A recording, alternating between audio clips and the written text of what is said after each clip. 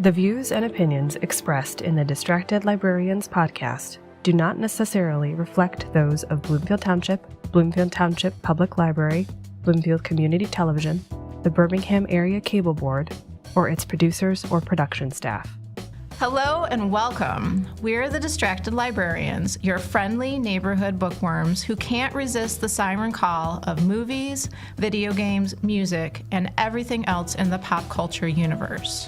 Think of this podcast as a digital campfire where we share our latest obsessions, analyze the hidden depths of our favorite distractions, and maybe rediscover the joy of reading in between. So, if you're a fellow media junkie, a book lover, or someone looking for a fun, engaging escape from your daily grind, you've come to the right place. Sit back, relax, and prepare to get delightfully distracted with us. Hey everybody, this episode is going to be a little different than usual. We are on the road on a bookstore adventure. So we're going to visit some independent bookstores in Oakland County and then share with all of you our impressions of each. The first stop on our bookstore adventure is Schuler Books in West Bloomfield.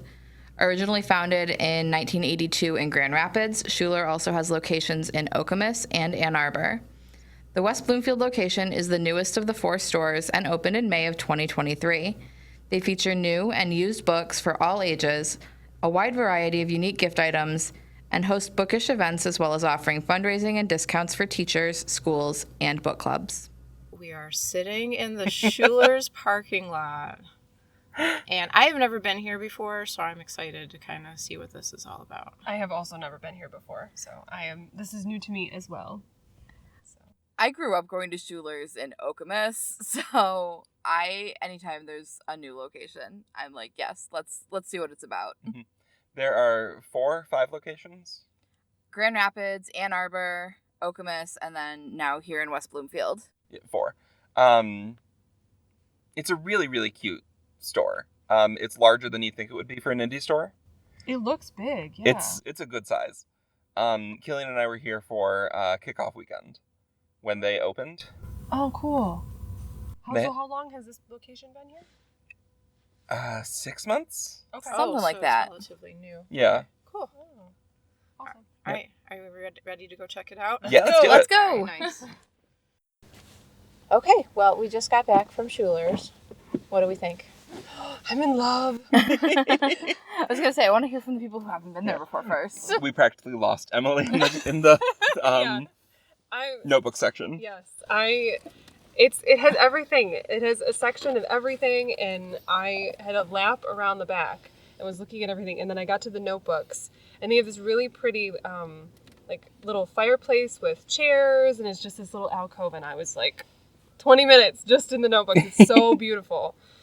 Yeah, I used to work at Borders, rest in peace. Rest in peace, Borders. And I have mixed feelings about bookstores, but I think I have mixed feelings about, big bookstores in a way. Yeah. So, walking into Schuler's was kind of it brought back all of the feelings of, I remember why I used to love working at the bookstore. Yeah. Without, all of the messy other stuff. Yes. That comes along with working at a bookstore. Well, and that's the thing with Schuler. They're all pretty large locations. They feel more like those big bookstores, but they still have indie charm. They still have, the cute little kitschy things that you want to look at, and it's not all the same from store to store. I love them. Mm-hmm. I always have. I think that it has when you first go in and you're walking around the space, it does have that Barnes & Noble feel or the Borders feel, but it's so quiet, and there's not, we're here early in the day, but there's not that bustling commerce. You really feel like you can spend your time in different areas rather than a bunch of coming and going and doing. It's very, very peaceful and intimate. It's nice. Also, in terms of the ambiance, the music selection was on point. Absolutely. The entire time. Yes, I felt right at home. Yes, Fiona Apple and Hosier. Yes. All about it. Yep, exactly. I love the used books because that's just something that you would definitely not see at a Borders. Mm-hmm. And the availability of that is really nice. They have a really good selection of used books. And then I also love how like all of the displays seem personalized. Yes. Like I can tell that somebody actually spent time and like brain power to like put together these displays. They're very thoughtful. They don't really seem like prepackaged at all by any means. And they have so many little like shelf talkers that tell you about the books that are for the most part handwritten. There's a few that are typed, but they're also all so unique. They're not like, they don't all sound the same, which is so nice. There's different formats from different people having written them, and they're a really good snapshot. Like, we all recommend books every day. Like, that's part of what we do. Yes. And it's very cool to see a place where, like, you can tell these are people who care about it and are good at it. Yeah. And you don't always see that. No. They're very good at it. I almost left with 3 more books than I had planned. Yeah, and not even just books, but there are so many other items that are available that are really cool and fun. Like, even just in terms of gift giving, minus the book part, you could go there and find gifts for people that would be really thoughtful. Yeah. Yeah, that was what I was on my way to check out, and then I walked past like the gift and like home good, like I was like, oh, I could like maybe I could get this for so and so or so and so. Yeah, and so it has that whole feel. What did you both think of the children's area, like the children's books? It's really nice. It's really nice. They've got like really good stuff that like I don't know, things that seem like special editions. They have a really great toy selection. They had a sea slug finger puppet that I was absolutely in love with. So they have Folkman's, which is like a really, really nice puppet maker that we buy for the library. But those are great things for people to have at home too. Yeah, for kids I have that like puppets. I have a great horned owl one that my mom got me that I love. Yeah, They're amazing. They're beautiful. Beautiful. I also just love the aesthetics of the room. It's very similar to the library, where you feel like you're walking into a different world the second you hit youth. Yeah. Yes. Oh, This place had, different wall coloring, completely different lighting. Well, Nicole talked about the displays, and that follows through into the kids area. Kids sections can get so chaotic because kids go through there. And again, we were there early in the day. Like, kids have not been running through it. It's a school day. But the things that were selected to be like front facing and all of that it was just like, these are so pretty. These are such great things to show off and like have people see. Yeah, it was perfectly organized to be like, this is an elegant, nicely designed display area, but it represented the section it was supposed to be. You know, it was colorful, it was organized, there was a lot of variety. It was just I'm so impressed. It was the whole place is beautiful. It's well designed. It's just it had such a good atmosphere. So nice. Yeah, definitely 2 thumbs up for Schuler's. 2 thumbs up. Yep. Yeah, we had a lot of fun with the staff too. Oh yeah, they were friendly from the minute we walked in, which I think is important.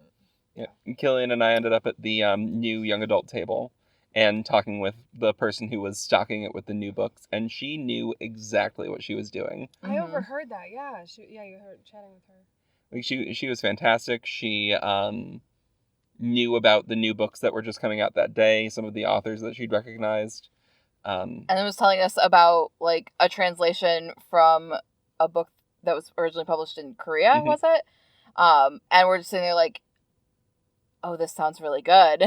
And it's always nice. Like I said, we do a lot of book recommending. I love when you kind of get that kinship between librarians and booksellers who know what they're talking about. And it's like, yes, we are a lot alike. And it's very cool.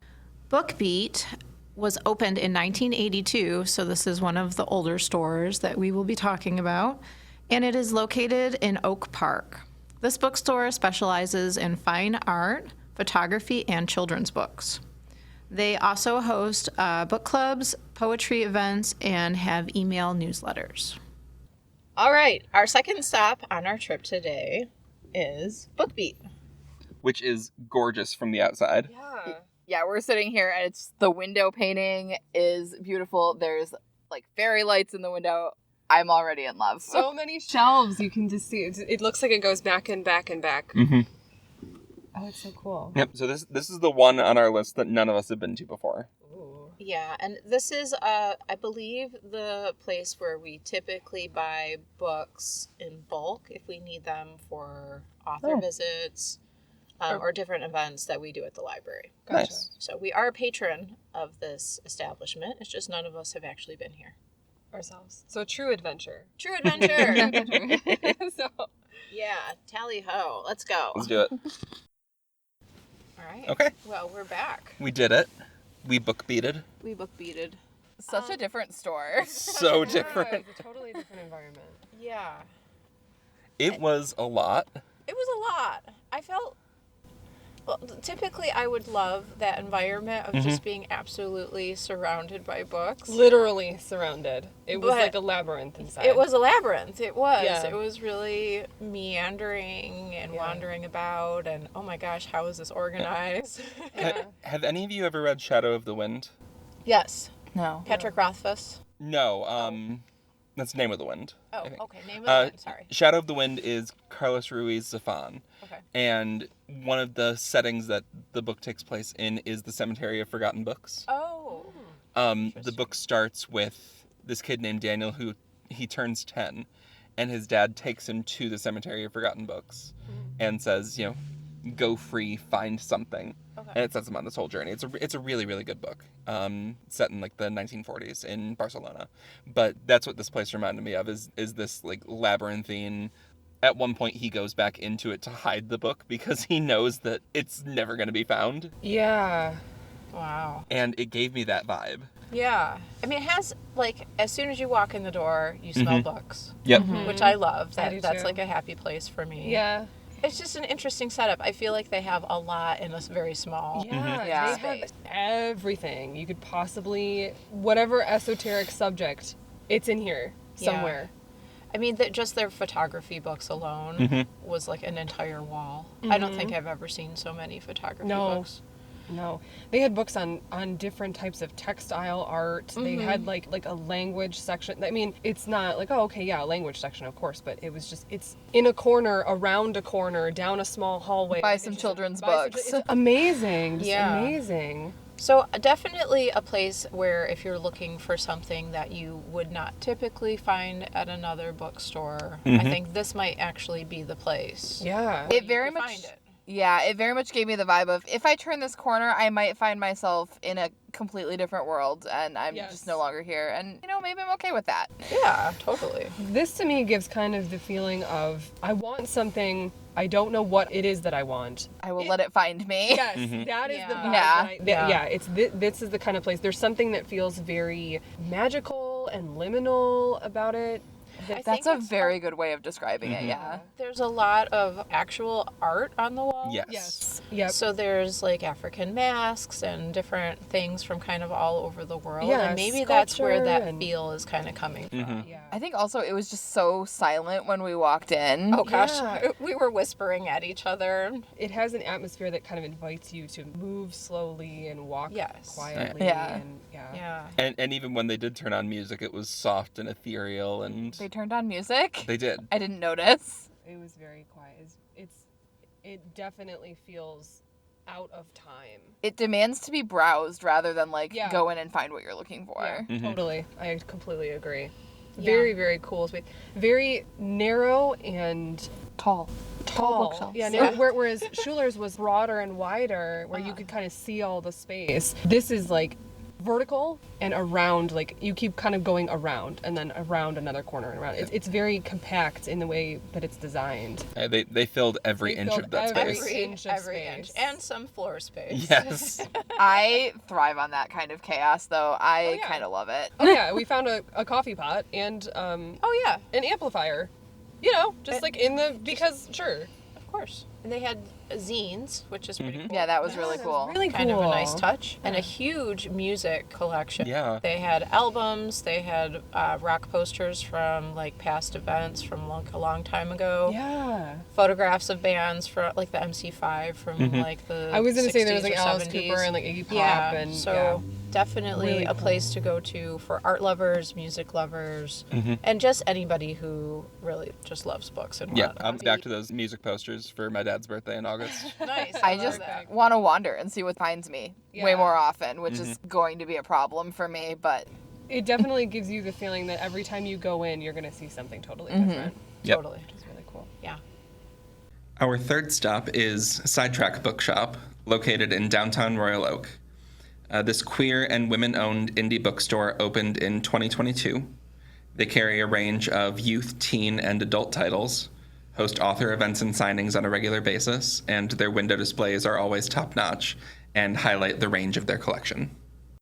So we are in Royal Oak now, and we're going to go to 2 indie bookstores that are located here in this wonderful city. We're going to Sidetrack Bookstore and Paper Trail Books. Paper Trail Books. I have not been to Paper Trail in a long, long time. Have you been to Sidetrack at all? I have not.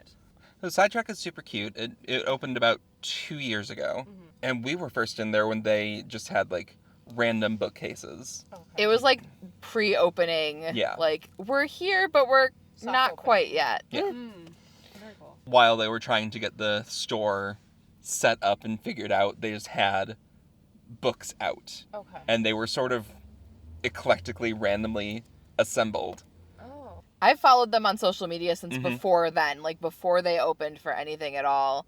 Somehow I just stumbled across their social media. I think TikTok first. And so I followed them since then. Very cool. And Paper Trail is a used shop.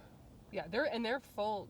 It's 100% just used. Yeah. I think for the most part, right? Yeah, that's because like I said, I haven't been there in a long time. It I think has more of a vibe closer to BookBeat, as I remember. Yeah. Yeah, it's definitely a place to get lost in. Okay. Yeah. Yep. Sidetrack does a lot of events and things that you see at places like Schuler's or the bigger name bookstore, Okay. where they bring in authors and do book clubs and things like that. So Yep. They had a drag queen story hour that got some press That's a while neat. back. they also, like, as of when we're recording this, they recently had Dogman in Royal Oak to celebrate the release of the new Dogman book. Oh, that's So that was really cool. Yeah, Nice. super fun stuff. Awesome. Cool. All right. Let's go. Well, we just got back from Sidetrack, and I love that store so much. I really do. And the train went by while we were in there, so it felt. Did it? It did. Yeah, I did. missed it. Yeah. Well, It shook the building, Drew. That's nice. There were books. I don't know what you expected me. I had never been to Sidetrack before. It was kind of set up like boutique style almost, with the lower shelves and the seating. It was really, really fun and pretty in there. Yeah, it's a smaller store, so they're not going to have everything. Right. But what they do have is really good stuff. And they have way more than you assume would fit in that space. It's true. Yeah. Like, I've never not found something there. It's not like I'm struggling to find things I want. Right. So, You know, I went in with 3 books that came out today that I had planned on getting at some point today. All 3 of them were in Sidetrack. I was Okay. gonna say, like, it looked like everything was like hot off the press, ready to go, brand new releases. yeah, they post a lot of new book content pretty regularly. So they generally have the new things that are coming out. Pretty reliably on a Tuesday, they'll put out photos of those new book tables. And they do have an email, like a newsletter that they send out pretty regularly, kind of saying what's coming up. Because, like we said before, they do author signings and different things like that too. Very cool. Their kids section is really good. It's very colorful. They've got a lot of great titles over there. I know that they will have some things that you might not see at regular stores also. Well, they have some specialty items. So I know it's like literally a kid in a candy store when my children go in there, because it's like, whoa, look at all these picture books, look at all of this. It's just really nicely done. Well, and I love the way they do some of their displays where it's not even like, this is a display of things for adults, this is a display for kids. It's, here is a theme, and here is adults and kids and non-book items. And it's just like, it's all inclusive about this one thing. And They very had the cool. super cute nature display in there as soon as you walk in. And there were solid representations in there of adult fiction, youth fiction, adult nonfiction, extra materials. Picture books, Yep. Yeah. like everything. And some of the specialty items, well, and that's been the case for everywhere we visited today so far, but the specialty items were so beautiful. Really, really nice, like pouches and notebooks and all kinds of stuff. Like just really, really, and like nicely arranged, like it was just really, really cool. Really nice. And I also want to mention, I believe that it is a woman-owned business. So that's kind of important. You know, if that's something you're looking for, that's a place to check out for sure. Yep, woman-owned and queer-owned, I believe. Yes. Okay. Cool. So up next, we will be going to Paper Trail books. The Paper Trail used books, and we're heading over there right now. Cool. The penultimate stop on our bookstore tour is Paper Trail Books, located in downtown Royal Oak. This family-owned shop opened in 2017 and features general interest used titles on all subjects and in all genres. Their collection also includes collectibles and special edition items, as well as records, CDs, and music scores. Okay, so we just got back from Paper Trail Books. And what do we think? It also had a coffee pot. Which is not the takeaway, but just another participating coffee pot, I guess. It also had a little bit of the chaos of BookBeat, but not like all of the chaos of BookBeat. Yes, I was going to say that too. There was a lot more room to get around, and it seemed like things were organized in a little bit more of a visual way. Yes.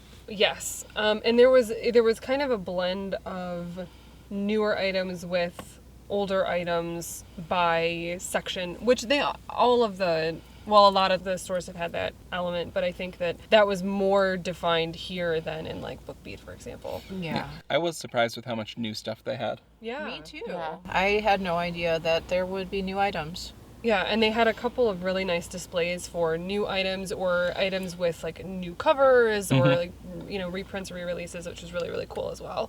Definitely. My big takeaway was the box of instructional music books next to the box of sheet music in the back. And they're just like file boxes, and just digging through and finding the essential elements for alto sax that I used in 6th grade in 2000 was wild. Yeah, the flash of memory that like we were saying, Killian, with like the sax books, the flute books, like all of that. It was just like, oh my gosh, just immediate memory. That was really cool. I didn't expect them to have something like that. Yeah. That was nice. They had comic books. Throwback to one of our previous episodes. Yep. Comics and graphic novels. Yep. So for those of you that love comics, it's a good place to check some out. They also had LPs, records. They had a good collection of those. And some CDs too. There's been an interesting mix of that, where like you don't necessarily expect to be able to purchase music at your local bookstore, but some of them have a little bit of crossover on that. Yeah. So I found that to be more the case with the stores that sell predominantly used items have that mix of like LPs and music, whereas the newer indie stores do not. yeah, that's true. But yeah, this seemed like more of to me, in my own convention of what a used bookstore looks like, has that very kind of cozy, quiet feel as I envision it. This is more along the line of what I think of when I think of. Definitely. Yeah. Overall, a very nice store. Yeah. Yes. Loved it. Okay. Cool. John K. King Books North is located in Ferndale and opened in the late 1980s. Many people may know that are local of the famous John K. King Books that is downtown in Detroit, and this is a branch of that famous bookstore. And they have a wide variety of used books, specifically.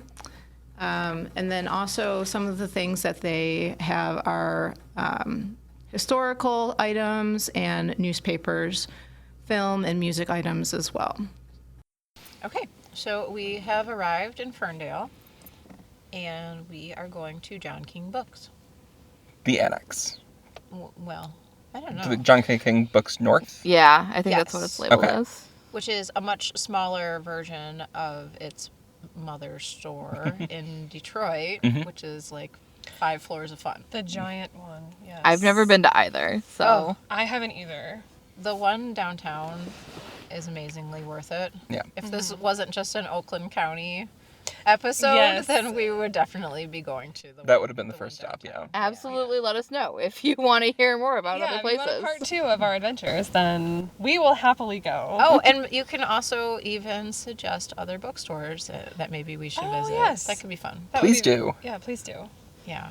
Okay. So this John King Books, just like the other store, is used books. I believe I'm saying that correctly this time because we did think the last bookstore was all just used, yeah. But this should be all used. Right. Yes. But see, We'll let you know. But that's the fun of going to places like this where you never really know what you're gonna find. So Yeah. so we'll see, I guess.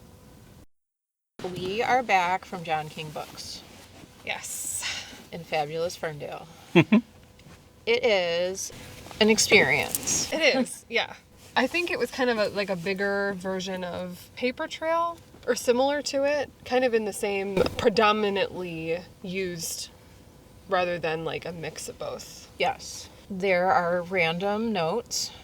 All over the place. All over which the was- place. Which Like was kind of like, newspaper cutouts and magazine cutouts. Yep. yeah, all kinds of stuff. Pictures, strange little notes. I mean, it was kind of a fun thing. I liked it as a museum vibe. Yeah. I don't think I'd ever go there to shop. Yeah.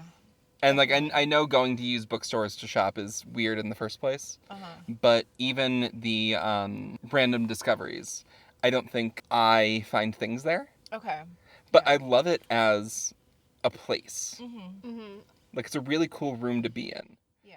But I think that it has probably even more so the strange thing that you may not know that you wanted. yes. Yes. But I don't know that going there and saying like, oh man, I'm really looking for a copy of Dune. If you're going to find that. You're going to find something that is just very, very specifically interesting to whoever or whatever. Yeah, Or it will find you. Yeah. You're not going to find it. It will find you. Yeah, if your vibe is to go in there, I want the weirdest book that the 70s or 80s has to offer. Yes. It'll be there. Yeah, Yeah. Oh, for sure. And they have magazines and all kinds of stuff.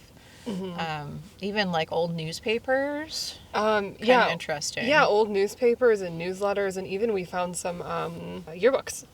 Which yearbooks. was that was kind of cool too. So yeah, this was more of a mixed bag of, I wouldn't want to say historical content, but Definitely older stuff. Yeah. older stuff and odds and ends of things that you wouldn't even have thought existed. Sure. But yeah, I liked how there were signs like hung above on the ceiling that said like, this is this section and this section. It made things really easy to navigate. Yeah, the layout of it was designed really well. They had Yes. good shelf labels to let you know exactly what you're looking at.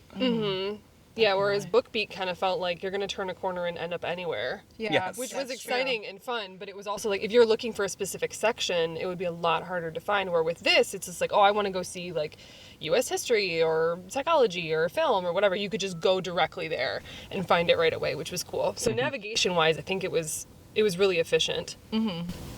There was a lot of adult material, not as much of the kids stuff. They still had kids stuff, but it wasn't as large of a collection as some of the other stores that we went to. For sure. Yeah. Which, seeing some of the larger children's collections, I was almost expecting more, but given the layout and the priorities, I guess, of this particular location, it kind of makes sense that there's not as much material for children. Sure. So, Yeah, going here made me more curious to go back to the one in Detroit. It's been Yeah. years and years since I've been there, and I wasn't looking at it with the eyes of a librarian then. Sure. Absolutely. it's definitely given me the desire to go there, to the larger location myself, yeah. So, part 2 maybe. Exactly. Yeah. Yeah, Well, Macomb, Wayne, and beyond. oh, yes. This might also be a good opportunity to talk about the fact that at the library we have books for you to check out, but we also have a friend sale on the second Saturday of every month, and that is a really great place to pick up some very, very good quality used books that are available for really good prices too. And Yes. the Friends store that's just there. Like, just inside the entrance to the library. There's the little Friends bookstore. You can go in anytime the library's open. Yeah. Yep, the Friends Shop takes donations from the community, but it also takes the books that we're reading out of the collections, Yes. which Yep. a lot of times is the newer materials. You know, we'll buy 6, 7, 8 copies of a book the day it comes out because it has that hold line for it, but we only need to keep 2 or 3 on the regular shelf once that, fizzles out. So there is a strong collection of, books that were really popular within the last couple of years. Yeah. Definitely. Yeah, so in as much as you can check out the locations that we have explored today, there are also options for used books right at the library. So thank you to the Friends of the Library for making that happen. Definitely. All right. Thank you, everybody. Thank you for joining us for this episode of Distracted Librarians.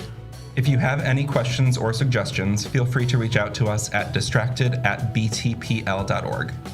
Until then, keep those pages turning and those screens lighting up. We'll catch you in the next episode.